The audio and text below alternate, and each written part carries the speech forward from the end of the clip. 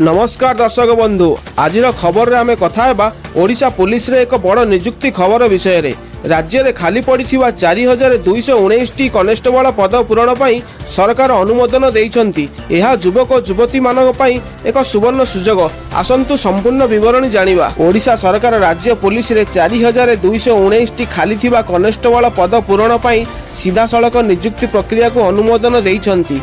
राज्य पुलिस मुख्यालय प्रस्ताव को विचार करी गृह विभाग यही निष्पत्ति नहीं।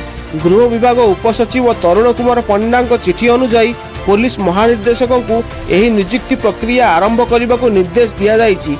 एही प्रक्रिया रे संरक्षण नीति एवं साधारण प्रशासन विभाग एसओपी पालन करा जिवो।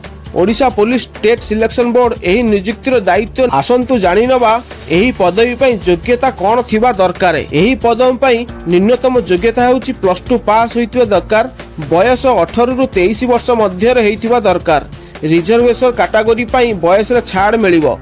ट्रांसजेंडर और पीडब्ल्यूबीडी प्रार्थी माने एही पदवी पई योग्य न होइथिबारु अप्लाई करि परिबे नाही। एबे आसंतु नजर पकाइबा एही पदवी पई सिलेक्शन प्रक्रिया उपरे।